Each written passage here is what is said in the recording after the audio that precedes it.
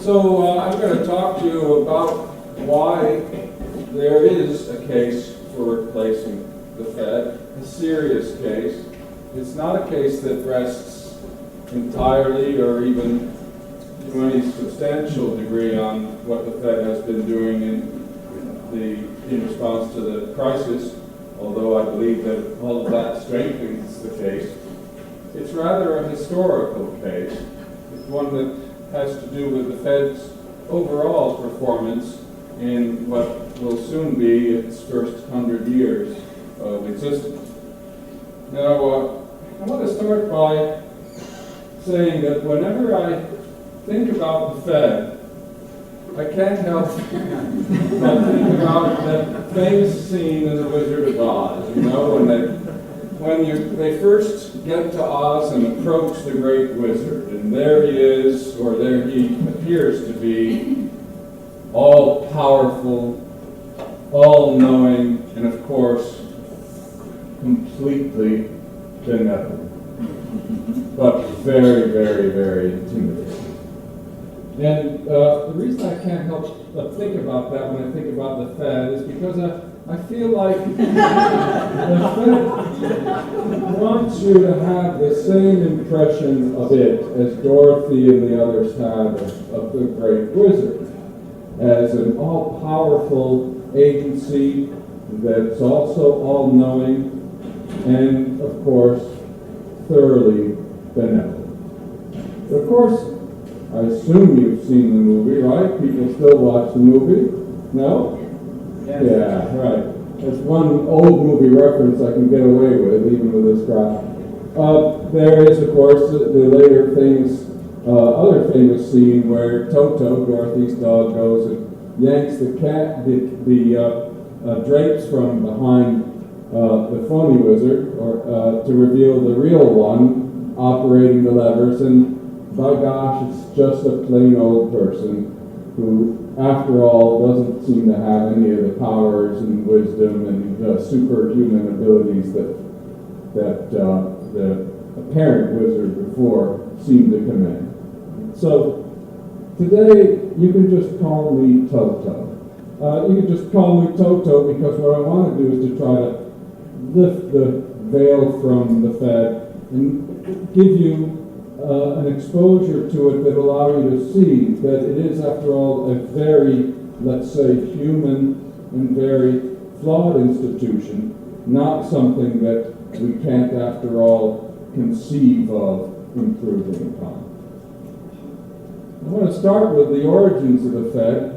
This scene is a picture from the Panic of 1907. It was the worst financial panic in U.S. history up to that time, and it was the proximate reason for the Fed's establishment. After all, actually it was one of a series of panics that had taken place ever since the Civil War, each one of which pointed to serious flaws in the monetary arrangement that was set up during that war, an arrangement that's variously known as the national currency system or the national banking system. Anyway, by the time this particular panic took place, it was all too obvious to everybody that the monetary system that had been in place all those years was not any good. And so, after the panic, a commission was established. It was called the National Monetary Commission. This is a facsimile of one of the volumes that it ended up publishing, among many that it reported. It was charged with looking into not only the U.S. experience and the performance of our monetary system, but also into that of many other countries, with the aim of coming up with an improved system that could avoid panics and other problems that had been occurring under the national banking system.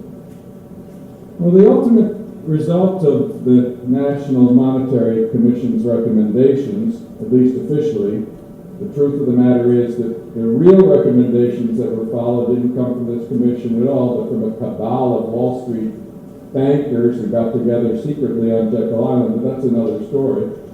But in any event, the result was the enactment of the currency law that came to be known as the Federal Reserve Act. So the whole goal of the Federal Reserve System was to replace a former monetary system that people recognized just simply wasn't doing a good job.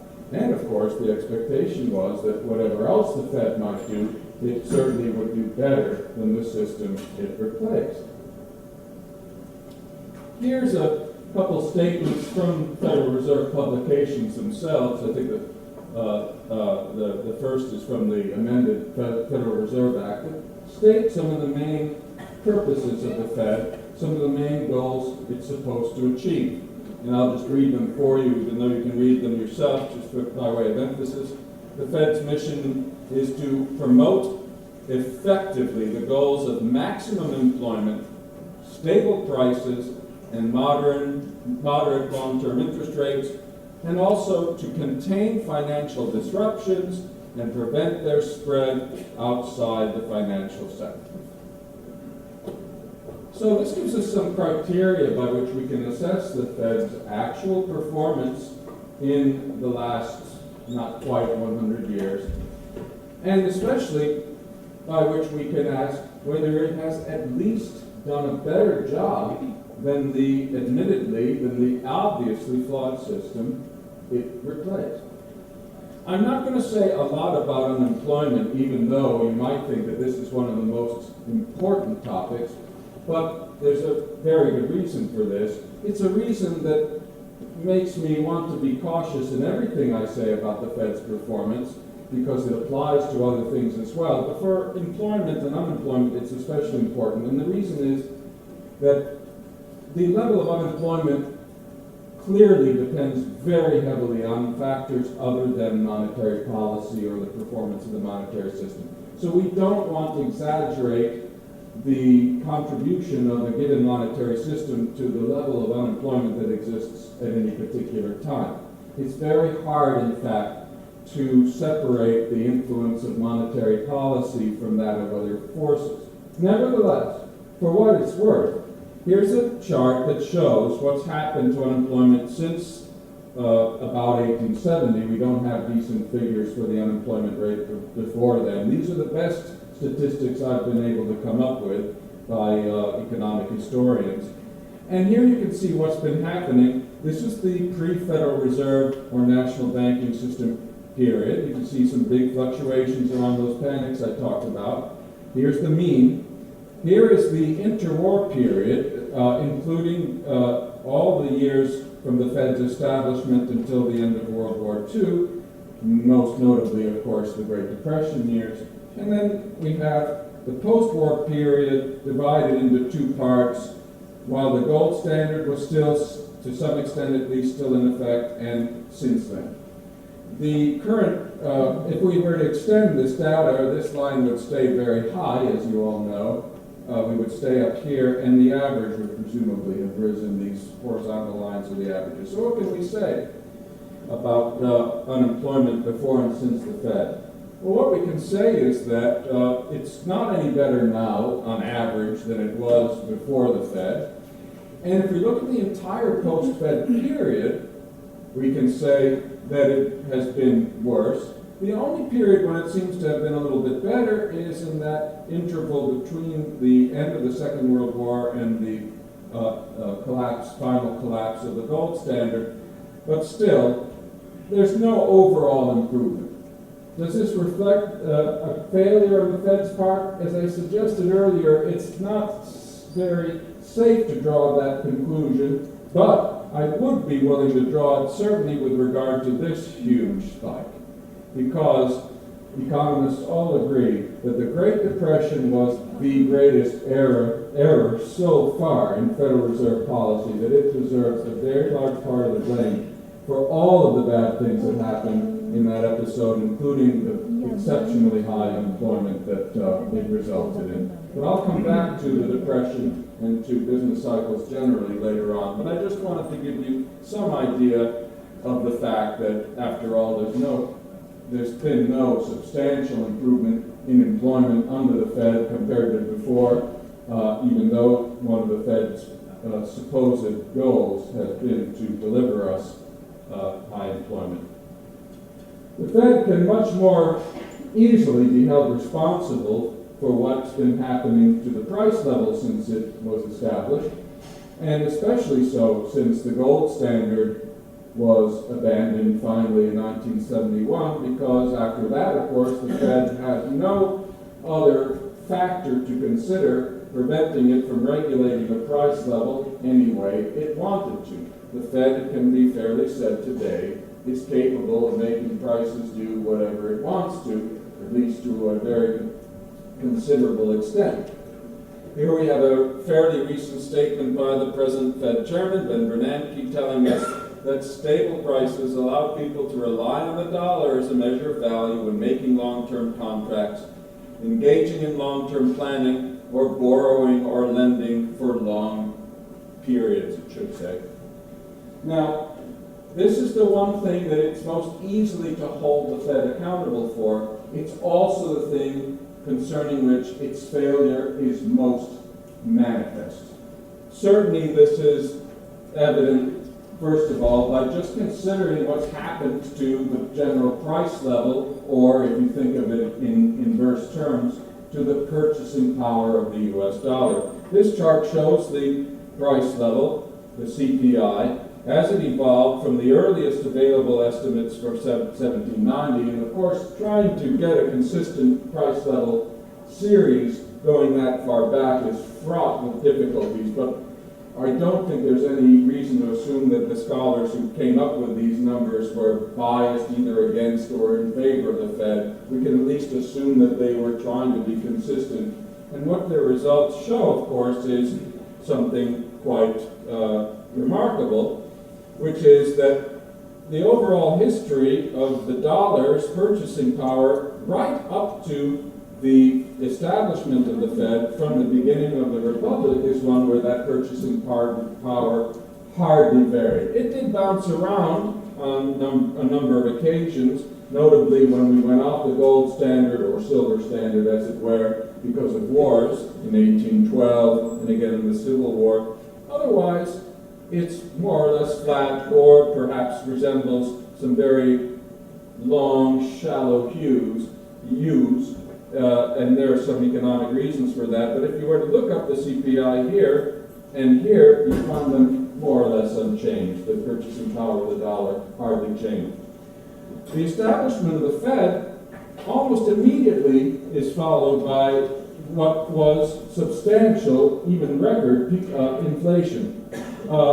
Comparable at least to that of the Civil War. Do you know that the monthly inflation rate within 5 years of the Fed's existence occasionally passed 25% on an annualized basis? That's worse than the 1970s. Within 5 years of the Fed's establishment. Partly this had to do with the financing of World War I. Now the 30s, of course, saw deflation. That wasn't a good thing. In fact, it was the worst deflation we've had in our history. I'll turn more to the topic of deflation later on. But things get progressively worse as we whittle away the gold standard limitations on money creation. And then when the gold convertibility of the dollar is finally ended in 1971, the purchasing power of money seems to completely take off. And as you can see, prices today, at least as of the latest figures here, were more than 2,500 times, or about, well, let's say, sorry, we shouldn't say, they're about the index begins at 100 down here, so you can see it's about 2,500 times as high. And most of that has been, most of that erosion in the dollar's purchasing power has taken place precisely during the time when the Fed's control of the dollar's purchasing power has been most complete, that is, when it hasn't been bound to a gold standard. So it has had the ability here, in this period, to make the purchasing power do this, or that, but this is what it did when nothing was constraining it. The absolute purchasing power of money and how it changes is perhaps not so important as the predictability of that purchasing power. Remember Bernanke's quote, where he talks about the need to preserve stable prices so as to encourage long-term investment. That's a very important point, because if you think of yourself in the position of a prospective investor, right, you need to be able to predict the levels of the price level in the future. You need to be able to have some reasonable guess of how high prices are going to be at some future date. The further off the investment you're contemplating, that is, the longer the maturity involved, the more you need to be certain about prices in the far future. And that is clearly going to mean that what matters isn't so much what the rate of inflation is, but whether the level prices end up at is predictable. Now, you could have a very steady rate of high inflation that makes the price level predictable in the future, and you could have low inflation that still makes the price level somewhat uncertain, more uncertain.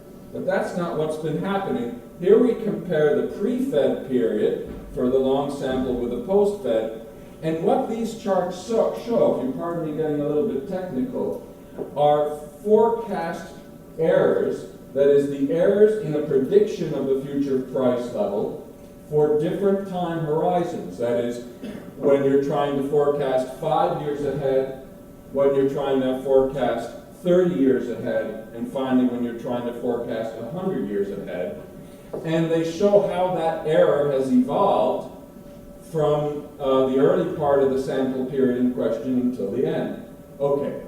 Well, if we look at short-run planning, 5 years, you can see that the error is not appreciably different. Well, it's much, there's a lot of, this is only post-World War II, by the way. Prices were very unpredictable in the post-Fed era if you include the Great Depression period or the interwar period. By the way, you'll have to get used to my doing this, so let me explain.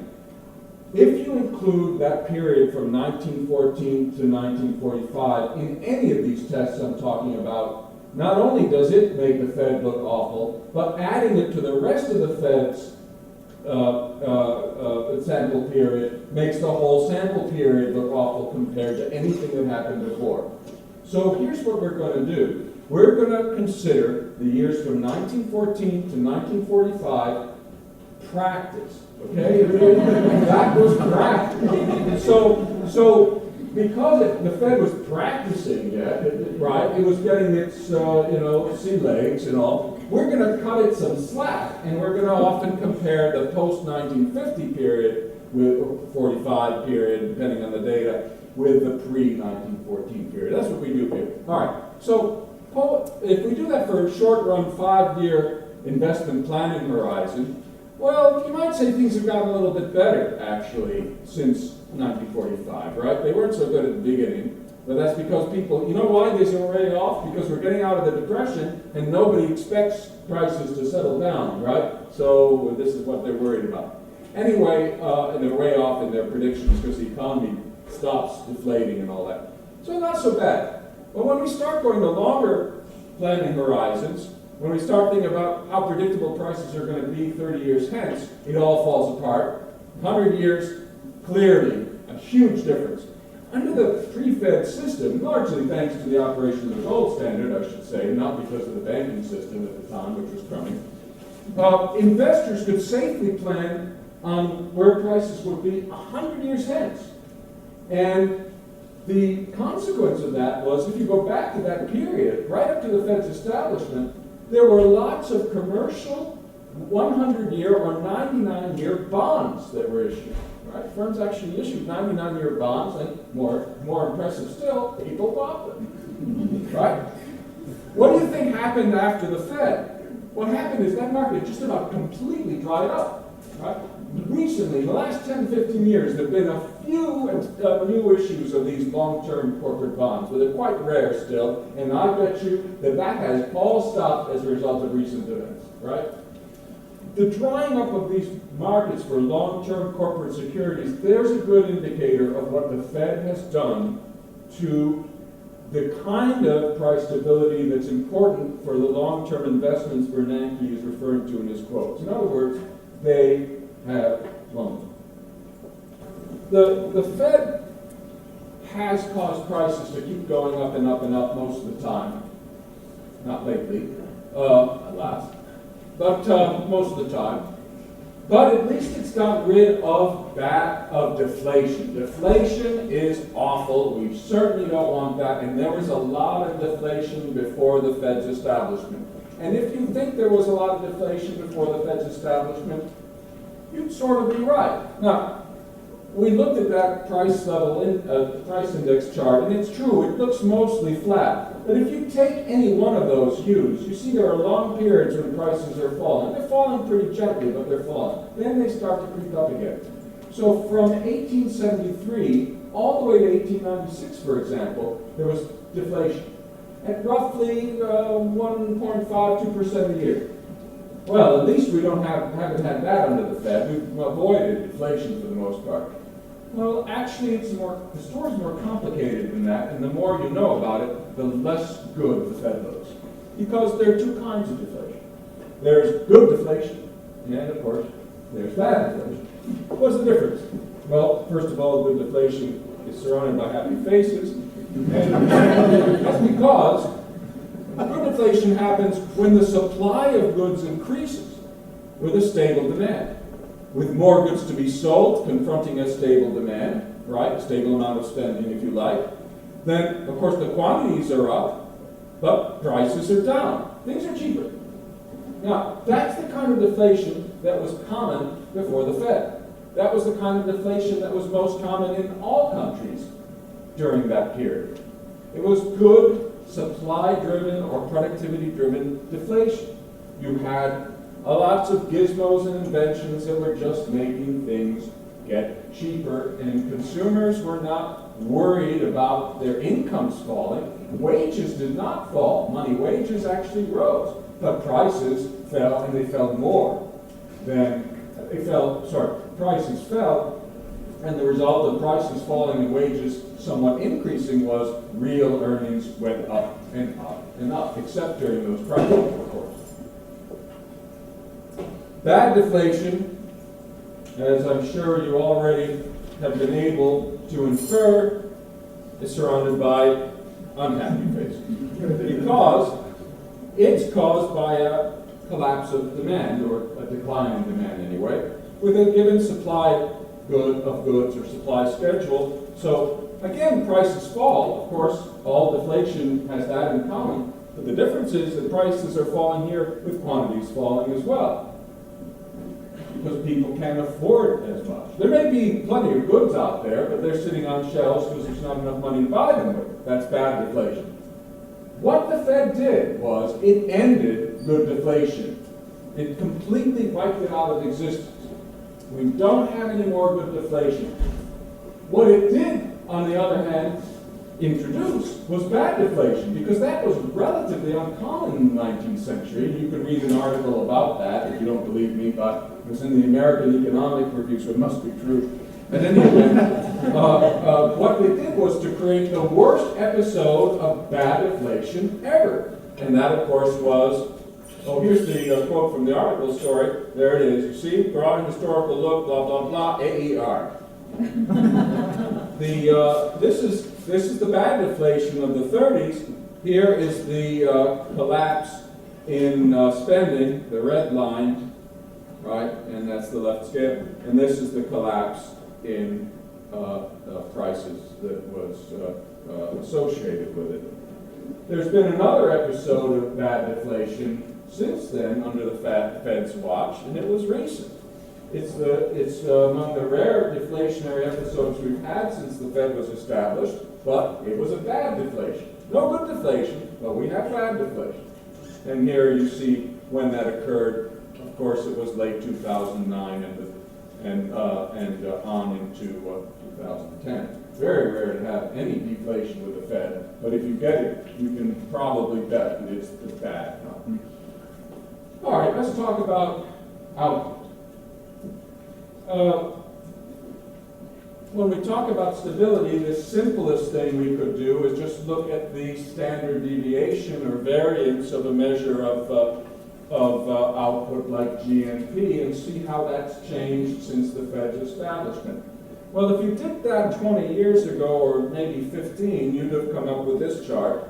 And I don't have the lines dividing the sample, but once again, if we include the early Fed period, the interwar period, the practice period, the average instability or volatility of output since the Fed is worse, even with this old data, than before. But of course, we don't want to punish the Fed for its learning experience, although it sure as heck punished us. What we want to do is leave that out, and then these data seem to suggest that there has been greater stability of output of GNP since the Fed's establishment. However, that's old data. We can thank Christina Romer, shown here, when she was briefly the president of the President's Council of Economic Advisor, for having better data on pre-war, pre-Fed GDP and GNP that allows us to have a much better assessment of whether the Fed has stabilized things. And according to the new data, the standard deviation before the Fed is about the same, slightly higher, but not much, than after the Fed. Once again, of course, leaving out the Fed's practice period. Not only that, but there are all sorts of reasons why, if the Fed was doing a halfway decent job, we should have expected this series, let alone that, to look a heck of a lot better. A heck of a lot better. Let me give you just one important reason. All of the reasons, by the way, have to do with factors that should have stabilized in GNP in modern times compared to before, other than monetary policy. The big one is government. It's well known that because of both of automatic, so-called automatic stabilizers, and because of deliberate anti-recession policies, government, the bigger it gets, acts as a sort of buffer that should be a stabilizing factor in the economy. Governments don't shrink when the rest of the economy shrinks, and they sometimes, like recently, actually grow. So look at what government's done. Government outlays have increased substantially. This doesn't show the biggest blip recently. They've increased many times, roughly 3 times, factor of 3. And so we would have expected with this big increase a lot more stability in output, other things being equal. What we have is about the same stability as we had before. That suggests that, if anything, the Fed has been a destabilizing factor. And there are other things that we could consider like this that all seem to point in the same direction. All right, one last thing concerning stability, business cycles. What's a business cycle? Well, it's, of course, a specific up and down in economic activity. And the way we decide whether a business cycle has happened or not and how bad it is, for better or for worse, to rely on what this institution says. This is the National Bureau of Economic Research in Boston. And they're the ones who provide us with our official business cycle dates, particularly dates for so-called business contraction. These dates tell us when an economy starts to contract and when it stops. The question we can ask then is, have contractions become less frequent? Have they become shorter since the Fed than they were before the Fed? As you can probably guess by now, if you put the practice period in, things are worse. But let's leave it out. The NBER's way of estimating business cycles before the 1930s was, well, mysterious. And we owe it once again to Christina Romer to have gone back and fixed those old estimates in order to give us a better comparison of the length and frequency of pre-Fed contractions compared to those that have happened not since the Fed's establishment, but since World War II ended. And here is her conclusion. The average length of recessions is actually 1 month longer in the post-World War II era than in the pre-World War I era. There's also no obvious change in the distribution of the length of recessions between the pre-war and the post-war eras. Christina Romer. 1999. Think about what will happen if you update her data. Banking panics, I'm almost done. Surely, if there's one thing the Fed can be said to have done, it's to reduce the number of bank panics and bank failures. Well, at least since the practice period. In fact, though, here we must focus on the practice period for what I hope will become an obvious reason. But let me first simply point out to you that despite the poor record of the pre-Fed national banking system, and it was poor, economic historians agree, those who've studied both periods best, the most, that actually there have been fewer banking crises prior to the Fed's establishment than there were in the early days of the Fed's establishment up until 1934. That's banking crises. We can also look at just the number of bank failures to get some idea of the same thing. Here's a chart, and as you'll see, here are failures going back to 92. And the reason this doesn't go further back is, unfortunately, we don't have any good data. But there they are. Here's the Fed's establishment. Here is the period from 1914 to 1934. Now, in 1934, sure enough, both panics and failures go way down. Not to be revived again until the S&L crisis. The current crisis doesn't show on this chart, but it would be another big red line. But it's not because of the Fed that panics and failures have gone down. After 34, they go down because of a completely different institution, the FDIC. So we know why the FDIC stopped bank runs and panics and allowed failures to be less frequent because troubled banks were resolved quickly and because nobody had an incentive to run. So we have to take the FDIC presence out and ask, before the FDIC was in the picture, how was the Fed doing? And the answer is, well, it's doing extremely badly. Extremely badly. Panics got more frequent and more severe. And of course, recently they're getting bad again, despite the FDIC, because the growth of shadow banking and the increased moral hazard that financial firms have engaged in, thanks to all the guarantees getting more and more extensive, has resulted, of course, in another round of financial failures and another crisis. And here is one economist, one very good economist's assessment of the whole period. William writes, Fed interventions, including the rescue of Bear Stearns, appear to have been designed to maximize bad incentives for future reckless lending and borrowing by the institutions affected by them, which means we can expect more of this unless drastic change comes.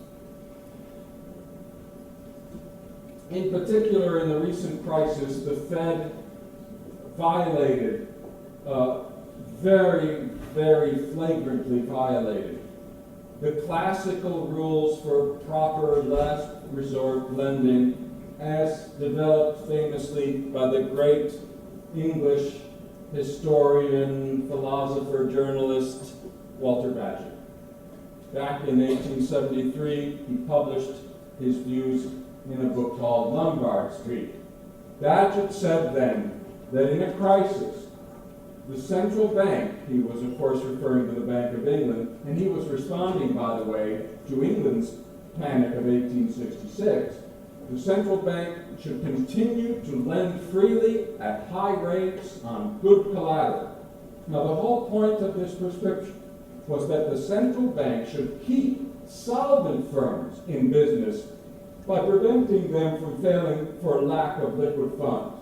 What it should not do is lend to insolvent firms, which would be the ones that don't have any good collateral to post. During the crisis, the recent financial crisis, the Fed acted as an anti-classical lender of last resort. It lent massively to firms that were certainly insolvent. And for a while at least, it did so by actually draining liquidity from the rest of the economy, that is, from the solvent sound firms. Sounds hard to believe, right? But when the Fed was buying all the mortgage-backed securities and other junk from firms like Bear Stearns and AIG, they were financing those purchases by selling treasury bonds in the open market, which was sopping up liquidity that would have otherwise been available to the rest of the banking system. The good banks had liquid funds taken away to give to the bad banks. Bagehot, by the way, didn't believe in central banking. And this is something that people need to know. It's in his book, if only they would read it instead of just paying lip service to it like many central bankers do. He writes at the very end of Lombard Street, I have tediously insisted that the natural system of banking is that of many banks keeping their own cash reserve, with a penalty of failure before them if they neglect it. Failure. If you're bad, you fail. What a concept. I have shown that our system is that of a single bank keeping the whole reserve under no effectual penalty of failure. And yet I propose to retain that system and only attempt to mend and palliate it. The natural system Bagehot had in mind was a system like that of Scotland. At least up until 1845, Scotland had a free banking system, no central bank, many banks, all of which issued their own currency and held their own reserves. There was no lender of last resort. There were no bailouts. There was no need, because the Scottish banks policed themselves through their competitive checking of one another. Back in 72, an upstart Scottish bank called the Ayr Bank got into the system and decided it was going to become Scotland's biggest bank real fast. It was sort of the 18th century counterpart of Countrywide. Well, it succeeded. It got big really fast, but the competitive system punished it dramatically for doing it because it was losing gold like gangbusters to the banks that stood by and didn't go along with its aggressive expansion. It tried to borrow heavily in London to cover its losses, but finally it collapsed in what was Scotland's biggest banking crisis. But see, it was a crisis that proved that the system worked. And the good old Scots, they did the right thing. You know how they responded to the failure of the Ayr Bank and the Scottish banking crisis? By saying, well, glad we got that over with. Now we can have a banking system for another 100 years and more, which they did. In any event, that's the system that Bagehot was talking about, but he was not prepared to recommend it for England in 1873 because, as he writes, I propose to retain this system because I am quite sure that it is of no manner of use proposing to alter it. You might as well, or better, try to alter the English monarchy and substitute a republic as to alter the present constitution of the English money market founded on the Bank of England. And you know what's funny and ironic and sad about this? It's that today, you probably have a better chance getting rid of the British monarchy than you would getting rid of the Bank of England. Right? Would that we could get rid of both. So, do I want to turn the clock back? Is that why I'm saying the Fed has done a lousy job? Do I want to go back to the pre-1914 system that I say was not as bad as the Fed has been in many respects? Of course not. I don't want to do that. I concede that the pre-1914 national banking system was a horrible banking system, an unstable banking system, a crisis-prone banking system, a wasteful banking system, an inefficient banking system. It was all those things. But that is exactly why the fact that the Fed is worse should be overwhelming proof of the need for us to go back to the drawing board. Not turn back the clock, but look for something better. However, if we're going to turn back the clock, we could do a lot better than go to the national banking system. We could turn to a different system, another of those natural banking systems like Scotland's, and it was Canada's banking system, because Canada, thanks again to Scots, it should be said, or the Scotch, Canada had a system, no, the Scotch, as the Canadian Scots call themselves. But maybe it was also thanks to the other Scotch. At any event, so that would be rye, wouldn't it? Oh, never mind. In any event, Canada had a bunch of competing banks that policed themselves. It had a perfectly competitive, level playing field, no dominant institution, monetary system, with banknotes from all kinds of banks, one of which was the Royal Bank of Canada. It wasn't a central bank, right? It was a private bank, and there were a bunch of others. Now, here's the thing.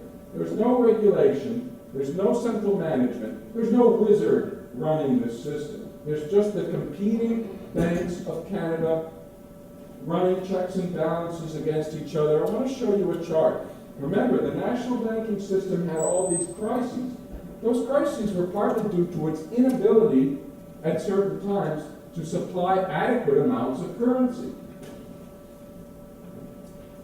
Here is what happened to the national bank currency starting from the 1880s and going on until 1907. As you can see, for much of the period, certainly from 1880 to 1892, the stock is it's evaporated.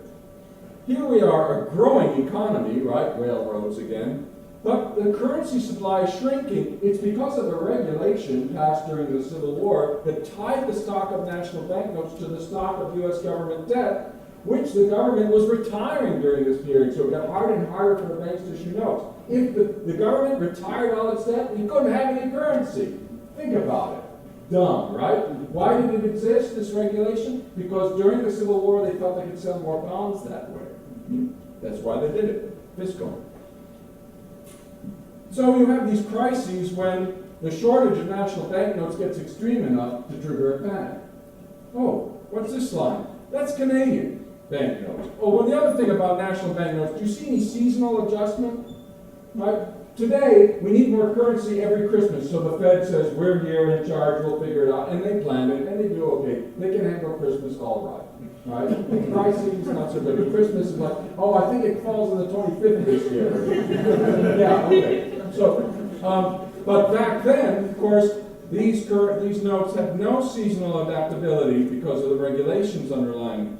Here's the now, Christmas didn't matter that much back then, right? It was invented by Coca-Cola or something later on. but harvests were very important, and that's when you had these peak demands for currency. So look at Canada. Look, here's a currency supply. It's a different scale. Canada's about a tenth the size economically of the United States.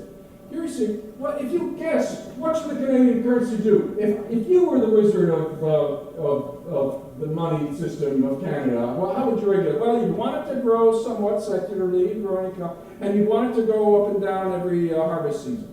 Oh, look, they must have a wizard. No, there's no wizard. There's no central bank. Canada doesn't have a central bank until 1935. For purely political reasons, it adopted it then. This is a competitive, decentralized system. That's how it works.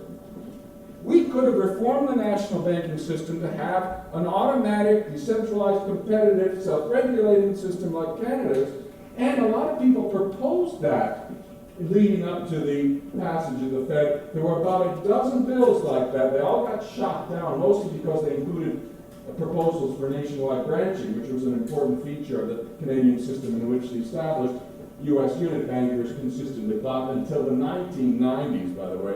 So those proposals all fell apart. The other thing, of course, that's working to regulate money successfully in these old arrangements is the gold standard. Now, many people will say the gold standard is appalling because, look, you've got these people having a minus gold under the worst possible conditions. It's a waste of resources. There's a lot of bad things you can say about gold. This is the argument you hear most. Another argument is that gold supply is unpredictable and it leads to instability of prices and all. That's nonsense. The history of price stability under the gold standard is much greater than under any fiat standard. In fact, when you when you push an economist who criticizes gold for price level instability, you say, okay, well, tell me about when you had, for example, bad inflation under the gold standard, right? Or under any precious metal standard. They say, oh, well, the price revolution of the 16th century, 16th, 17th century, prices really went up because of all the gold that had been found in the New World. You say, well, really? Well, how much did they go up? Well, price level quadrupled in, a century. Oh, really? What's the annual rate of inflation? Well, I don't know. Let me think. Oh, 2%? A little less? At that rate, Ben Bernanke would be worried about hitting the zero lower bound in interest rates and trying to pump the money supply up, right? Anyway, what about the wastefulness of the gold standard? Well, it's absolutely true that if you encourage gold mining, that's a shame, right? But look, the gold standard doesn't encourage gold mining. I'm not a gold bug, by the way, but I hate bad arguments against the gold standard, okay? I'm not a gold bug. I'm not sure there's any good way to go back. But for the record, why did the old system of Canada work? Well, it wasn't because the gold, it wasn't despite the gold standard. Here's the real price of gold per ounce. And by the way, this thing goes up here, right? Again, right? It goes up here lately. But this is the price per ounce. If you adjust for the inflation rate, what you find is that the real price of gold, right? This is adjusted for inflation. Sorry, this is the real price. So what you can see is, if you want to discourage gold mining, you want the real price of gold to be low. Well, here's that period since 1971. Here's the Fed's establishment, by the way, about here. So you have that deflation. That definitely discourages for a while mining of gold. But the big story since the abolishment of the gold standard has been the real price of gold is higher than ever. That means more resources go into gold mining. That means more gold mining slavery, all that bad stuff.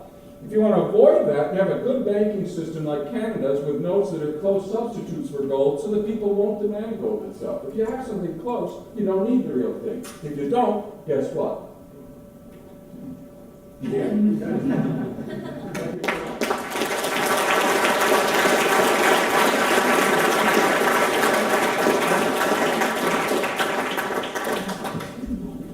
I guess I'm supposed to take questions now for a while, and I'm very happy to do that.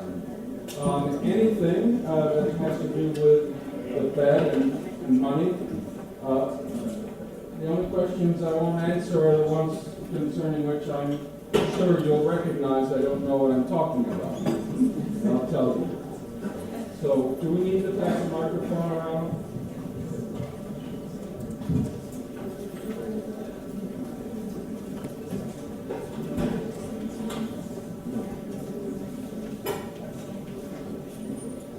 Somebody asked a question. Oh, Tom.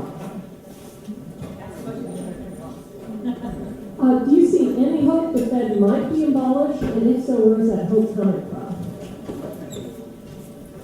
Here's what I think about that. There always have been people who want to abolish the Fed. I think that the problem is that they don't include enough of the people who can claim to have some true expertise on matters of monetary policy. In other words, people with some authority. I've always felt that unless we can get a lot more teachers, especially college professors, but all teachers, to learn more about the Fed and to learn the history that will teach them why this really is a bad institution, and incidentally not to learn some of the very goofy arguments that people make for getting rid of the Fed, because there are bad arguments for getting rid of it. There are a lot of conspiracy theories there are true conspiracies about the Fed, like Jekyll Island. That really happened, right? But if someone starts talking about the Rothschilds, it's time to leave the room, right? But in any event, the point is, I think we've got to get more experts and expert teachers on board and stop this business of teaching one generation after another of students who are trying sincerely to learn about how our monetary system works and how it could work. Stop teaching them lies about the Fed. Stop teaching them what is, in fact, propaganda. If you pick up any money and banking textbook, you'll get a lot of kind of high school civic type nonsense about the Fed and about central banks. What's a central bank? The textbooks ask. Well, it's an institution that prevents inflation. Oh, really? What was that thing in Zimbabwe? And so on. So we've got to have the educators educated on money. They really are not very good, and then we can start bringing intelligent public opinion around. We can't do it just with the zanies. Thank you, George. My question is about the Rothschilds, actually. No, my question is about great job with the objectives and what is supposed to happen and what's actually happening. I want to hear a little bit about how the Fed goes about trying to pursue those objectives. And in particular, during the practice period, there were some policy instruments on the table, some things that the Fed knew how to do and was at least allowed to do by Congress. And in recent years especially, there seems to be a lot more on the table that the Fed is trying to do and being allowed to do. And relatedly, can you speak to the question about how the money supply has been growing recently, but we haven't seen that result in high inflation rates? Okay, yes. Well, I'll try to answer both of those questions rather generally, rather than going into a lot of detail.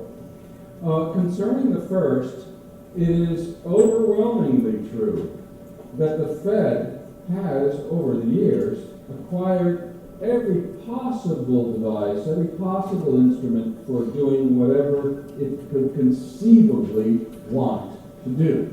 That is, it has the capacity for massively manipulating bank reserves in a number of different ways, for lending now to pretty much anyone it wants to, for regulating many kinds of financial institutions. The Fed's powers have grown tremendously, such to a point where at one time you could wonder whether the reason the Fed did not do a good job was because it did not have enough power.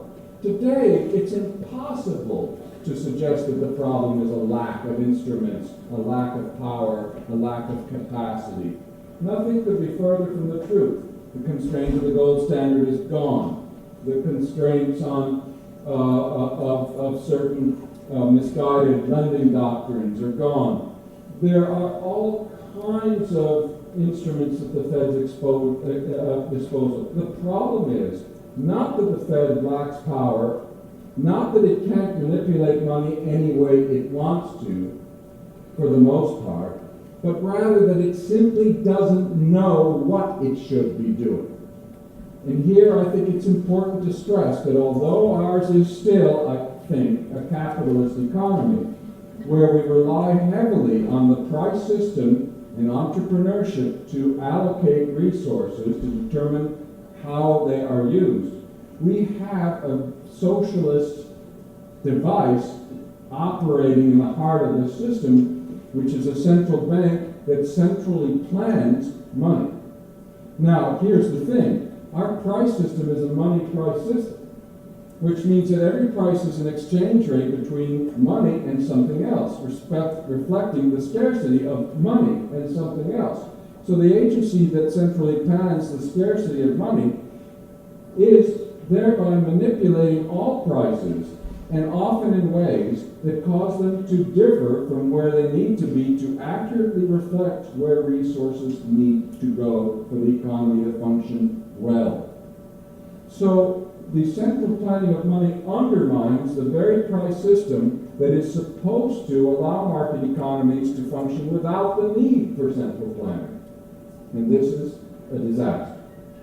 That's my very general, generic answer to your first question, Ed. The second one is the question about why the monetary expansion that has taken place recently, particularly after QE2 or in connection with QE2, hasn't led to inflation or even to any substantial increase in bank lending, though that has finally been creeping up. And the answer, I think, mainly is the Fed's absurd policy of paying interest to banks to hold reserves, instituted in October of 2008. Let me step back a bit to the Fed's practice period. A practice period only deserves to be called that, and it's being generous after all, right, if the Fed learned something from its practice. Well, one of the things that happened during the practice period was that after the Banking Act of 1935, the Fed received new powers, right, because the argument was made it didn't have enough, including the power to as much as double banks' reserve requirements, the minimum reserve requirements. Well, sure enough, starting in 1936, the Fed decided to double banks' reserve requirements. It did that because it said, look at all the excess reserves banks have. Why, if they should start lending, we could have inflation. Remember, this was said while we're experiencing or trying to get out of the worst deflationary crisis in U.S. history. Keynes is supposed to have quipped about this somewhere. I cannot find it. They professed to fear that for which they dared not hope, inflation. Well, they should have learned never to do that again.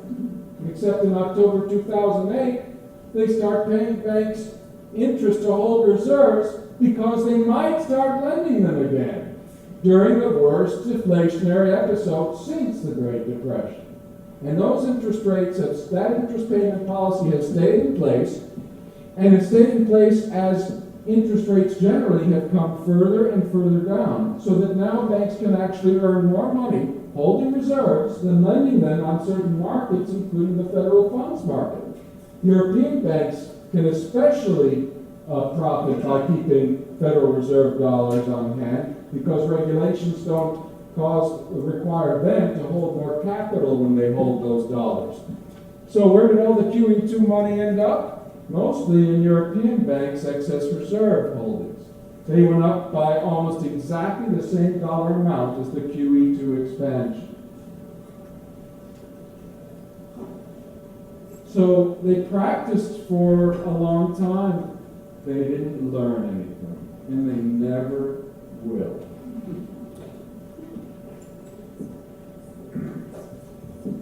Your book on free banking came out in '88, and it was a part of a group of books that seemed to come out on free banking or positive on gold standard or things along those lines back then. And then there was a long period of not much. But now we have one of the two Nobel Prize winners last week actually said something about free banking. Did you say something in his Nobel speech or before? I don't know about the Nobel okay. speech. I don't think that's happened yet, right? Oh, it has to happen. But I saw it quoted in the business press. Yeah. Very positive for that. So I was wondering if you've talked to Sargent at all. Not the other guy seems to be hopeless on this, but Sargent seems to be very positive. It's funny. I've had a kind of a funny relationship with Tom Sargent. Not much of a relationship. I should say I'm glad if he remembers me at all. Certainly, because there's no reason why I should even show up on his radar, but I do a little bit because I wrote my book and other articles criticizing his work on coinage with Francois Verdi, and I think he didn't appreciate my criticisms of his coinage stuff, but then people never do when the criticisms are right and rather savage. But I've since gotten to know him in other contexts, and we got along very well. I was at a lecture on the Federal Reserve, in fact, at Wake Forest, and he was there, and he gave his keynote address, and he made fun of me about 4 times, which is always a good thing for a good sign that you're getting along. But on free banking, we haven't had many conversations. So I don't know exactly. I've read his one article where he talks about it a lot. I didn't really make that much out of it, to be honest with you, but we haven't had, I'd like to have a good conversation with him, but now I'd have to really get him on, wouldn't I? How about what, those the other guys trying to think of Bob Zellick at the World Bank? Yeah. Saying positive things about gold last year. Well, yeah, that's been overblown by the press. He made one offhand remark that wasn't what the press said it was, and then he got all these people claiming that he had made a remark about getting on the gold standard, and my guess is that they locked him in a closet for a few weeks after that, and then he won't say it again, but I may be wrong. He did not say what the press attributed to him, though. I did look back at his original remarks, and they were really very namby-pamby remarks about maybe we should look at the price of gold as a possible index of, that's all. There was nothing about the gold, going back to the gold standard. Yeah. It's a terrible thing, right, when you come to the point where if you say the word gold, you'll get headlines about it if you work for any official agency. That's how unusual it is for them to talk about it, and now we see how dangerous it is for them to talk about it.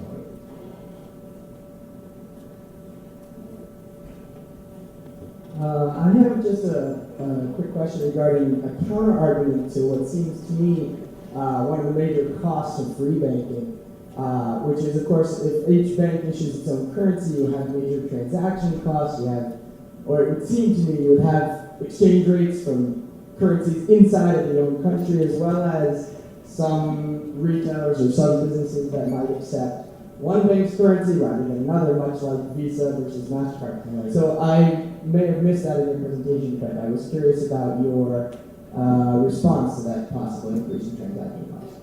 Well, it's not true. So here are some Scottish banknotes, right? And I can't, let's see, this says 1. This says 1 pound. This says 1 pound. And that one says 5 pounds. They're all denominated in pound units. What's a pound? It's a quantity of gold. Well, for some of these notes it would have been silver. But at any given time it would have been one or the other. Right? This one's 12, incidentally. It's very old. They are simply IOUs that the individual banks issued, denominated in common units, and they were worth just what they said they were worth anywhere in Scotland because of Scotland's system of nationwide branch banks. Just as today, right, your checking account money, denominated in dollars, right, belongs to this bank or that bank, right? All the different banks are issuing their own checking account dollars, but those dollars are worth the same everywhere, unless your bank is in big trouble, and even then, because of the FDIC, probably won't matter. So these are common units. There's no fluctuating exchange rates usually under free banking.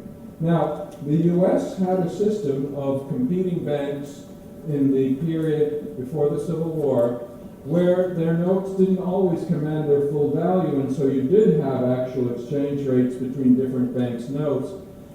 But that was a consequence of our unit banking system, where most banks had no branches anywhere else. It was not an inherent feature of a system with multiple firms issuing their own currency. Does that answer the question? Well, so does that mean that you need to have functionally some sort of central organization or some metal basis for the money? So banks are not in the business of creating reserve money. That's not what banks do. Banks are in the business of getting you to bring them money that comes from outside the system, getting you to keep it with them and let them lend it, and giving you IOUs in place. Banks are not firms that create money. Central banks do that, but that's bizarre. No one would put up with a private institutions trying to fob off an irredeemable piece of paper as if it were real money. They do it today with central bank monies because they were forced to accept them in the past that way. In fact, they were tricked into accepting them for the early central banks while they were still convertible, and then the central banks pulled the rug out. That's how they did it. It's a magic trick. You get fiat money into existence by saying, here, take this out of you. You got fiat money now. And a private firm can't do that. A private firm tries to do that, and it's busted, right? Right? It's out of business. And other firms, they take over its market share. So Hayek confused everyone about this when he wrote Choice and Currency, because Hayek has these banks issuing their own, distinct dollars or units, but they aren't real banks, and no actual private bank has ever resembled any of them, and I don't think that system actually works. It's interesting to think about, to contemplate, but it's not something we've ever seen or are likely to ever see. How does that differ from a national currency with a gold standard that is strict? Functionally, these are each worth £1 sterling, whether issued by a national currency that has to stay to the pound sterling, or individual banks issuing it. It seems to me functionally the same. No, because it very much depends what your banking system structure is. I already showed you how the U.S. national banking system structure created an inflexible currency stock, even though it had a lot of banks. They were regulated in a very bad way compared to Canada's. But an even more important contrast is between a system like Canada's and one in which there's one bank with a monopoly of paper currency. Even under a gold standard, that bank's notes will be treated by the others, deprived of their own ability to issue currency, as extra reserves. They'll confuse those notes with gold itself or silver itself, so the central bank becomes like a Pied Piper. Or to mix two different metaphors, in a competitive system, your banks are like members of a chain gang. None can run ahead without being tripped up by the others. A central bank is like a Pied Piper that when it expands, all the other banks act as if they have more cash reserves. They treat its issues as reserves to reissue, and so they expand along with it. Central banks are extremely destabilizing, even when they operate as part of what's still a gold standard system. And this is something people don't get. Badgett got it. Central banks are financially deeply destabilizing institutions when you add them to a system that is based on a gold standard. And of course, if you try to solve the problem by getting rid of the gold standard, then you have an institution that can really run hog. So you haven't really fixed it. Well, I have a historical question for you. I've noticed that while studying the origins and early years of the Federal Reserve, that most historians and economists either don't differentiate between the pre-Civil War banking period and the National Banking Act, or don't recognize that the National Banking Act was sort of downgrade on the banking system in certain ways from the pre-Civil War system that we have. And I was wondering, why do you think that is among academics? And two, do you notice any changing trend in economists and historians looking at those two periods in a different light that I think would reflect reality more? I think the answer to the first question is that most historians today and most academics who do history are what Butterfield called Whig historians. They start with the assumption that we live in the best of all possible worlds and that everything in the past is good or bad depending on whether it was headed this way or not. So they look back at the national banking system and say, well, that was a step in the right direction because the federal government got back in the banking system. It nationalized currency in that it only allowed national institutions to profitably issue currency. And so now all we have to do is get rid of all except one or create another layer of federal institutions with special privileges, and pretty soon we'll have what we have now, yay, eureka. They can't look back, therefore, at a system like the pre-Civil War system without thinking of it as simply more antiquated, right? It's older, it's not It was further removed from what we have now, so it must have been worse. In fact, the state currency systems before the Civil War were a mixed bag. Some of them were god-awful. But others, like New England's currency system, operated by or regulated by the Suffolk Bank of Boston, were excellent systems. No, they need to know more about that. But the real problem, of course, isn't just that they're Whiggish, it's that they don't know the facts. They make up the facts to go along with their Whiggish outlook. They make up a story according to which every step in the direction of the present arrangement was a progressive good step. FDIC was started with a lot of controversy, making banks more risk takers because they had some insurance there, especially the smaller banks that are trying to compete with the larger banks. And yet it looked like a good idea that caused a lot of stability.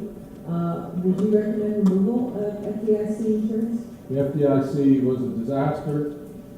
It was the beginning of the rot that is now the greatest affliction of our monetary system, the rot of guarantees and moral hazard. It was not a good idea at the time, and even FDR, who never really understood economics very well, understood that it was a bad idea. You have to understand what the FDIC was for. Once again, the weakness of the banking system in the U.S. at that time, besides the fact that it had a Federal Reserve that could destabilize it, was that we were a unit banking system. We had, going into the Depression, 29,000 little piddling shaving shops of banks. And it was mostly the small banks, especially in rural areas, that failed in droves. Not only in the Depression, but even in the 20s because of problems in farming. So when the Depression hit, once again it was proposed that we need to get rid of these piddling banks and have nationwide branch banking, stronger, diversified institutions, and the unit bankers went up in arms and complained and precluded any substantive structural reform. The FDIC was a welfare system to preserve the unit bankers in the face of experience that had taught everyone just how bad they were, how weak they were. It was to prop them up. And it was known by intelligent people at the time that that's what was happening. We created, instead of getting a sound banking system, instead of creating one, having seen just how unsound our system was, again, we created the FDIC to keep the thing on artificial life support, and thereby introduced the tip of what was going to become a guarantee iceberg, a moral hazard iceberg. It didn't cause a lot of trouble for those years leading up to the S&L crisis because it happened to be accompanied by Glass-Steagall and by Regulation Q. So for a time, banks were prevented from taking many of the risks that they might otherwise have taken in order to take advantage of deposit insurance, the coverage of which, incidentally, also was not nearly as extensive as it is today, even adjusting for inflation.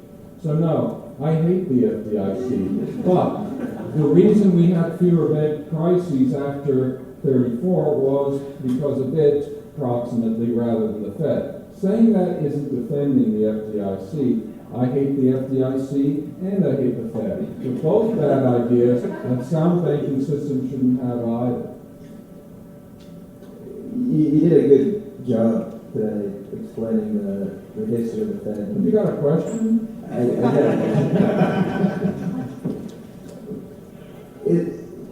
Clarify for me, I got two questions by the way, this is the first one. Clarify for me, is the Fed inherently bad, or has it been, over the last 100 years, has it been the personalities and the voting governors who have been misguided? Similar to a gun, you can do good with it, you can do bad with it. So are the tools themselves evil, or can you do good? Can a central bank still work? That's my first question. I use the word bad myself, and I sure enough put my foot in it, because I don't think the Fed is evil. I think it's rotten. It's not quite the same thing. I think it's a deeply flawed institution that cannot do what it's supposed to do, what we want it to do if we're going to have a good economy. Now, I emphasize the word institution because I don't think it's about who's in charge. And here again, surely now we've had lots of different chairmen, we've had all kinds of experience with the Fed, but we've had 100 years almost of bad experience. The experiences have been bad in different ways, to be sure, but they've been pretty routinely bad. Even Greenspan's period, which looked good until the recent crisis, now we don't know that it was so good. I think Greenspan was incredibly lucky, and I think that at the same time that he was not a particularly good chairman. For one thing, he never saw a boom that he didn't like. I would have liked to have sold, I would have liked to have tried to sell him on a Ponzi scheme. I guess his being governor of the chairman of the Fed probably meant he wasn't supposed to invest in things like that, but he seemed like a sucker to me when it came to thinking that, oh, this is it, look at this, .com, wow, this is going to go on forever, that sort of thing. And then he would pump him up too. I don't think we've ever had a very good one. Yeah, some have been better than others, but none of the Fed chairmen could ever make the thing work. You might as well try to, get a test pilot to fly a lighter than air craft powered by a steam engine or something. It's just not going to fly. Okay, well that brings me to my second question, which is, in particular now after QE1 and QE2 and now Operation Twist and the balance sheet just exploding on the Fed, what is the end game for it? I don't know, maybe you're not how your crystal ball looks, but how does it end? Well, Bernanke says it ends perhaps by using that interest rate tool. If the banks do decide to start lending all their excess reserves, it's true. The Fed, having created all these Federal Reserves, either needs to mop them up somehow, and it can't do it by selling the toxic assets it purchased, which are a big part of its balance sheet growth. Nobody wants those, right? Then what can it do? Well, it doesn't have enough treasuries, etc. That's where the interest rate tool might save it. But the thing is, why did it start using it in October 2008? There are also serious problems with the Fed using that tool. For one thing, where's it going to get the interest? Think about it. You're paying interest on those reserves, and you have to pay a high rate now because the economy's recovered, and you're holding junk assets, so they're not necessarily earning a thing, and you don't have that many treasuries, and you're supposed to finance yourself. Things start to get kind of interesting. So I think the Fed is in a very dangerous situation. Somehow, I suspect that they'll get out of it. Whether we do or not is another story. I want to take one more question, and just before we go to that question, remind you that there is a Barstool meeting at Lane's after this event. There'll be some pizza slices, some beer, and maybe some sodas. So you're invited to come and join us for some more conversation. I have to ask about what's going to happen in Japan, but that's not the last question. No, but this may be the last answer. So there are some countries that have dollarized, like Ecuador and Panama, so they don't have their own central bank to put up their own economy, their own discretionary monetary policy. No, they have ours to do it. Right. So aside from that, they didn't get messed up by ours, but can we say anything about their progress as a result of getting rid of currency? Well, you dollarize if your local central bank money and your local central bank are worse than the Fed. And that's not an empty set, of course. Most central banks, sad to say, are worse than the Fed. Can you imagine? And so countries that have had sufficiently bad experiences on their own dollarize, and because they only do it then, they do end up better off. And that's very unfortunate, but I don't think there's been a case where a country that is dollarized has looked back and said, oh, we really missed that old currency that our central bank issued because they were always so bad and the lead to that stuff. So they're better off.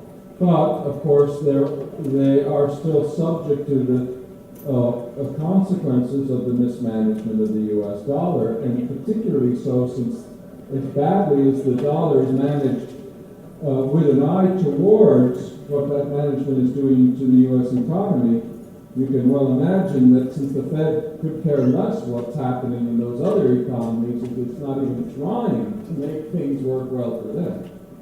So they can get whipped around quite a lot. But that doesn't mean I'm against dollarization. I think if you've got a currency even worse than the dollar, switch to the dollar. If you think you could never have one better, and that's a sensible thing for countries to do with the histories that make a case for doing it. Can we have a round of applause for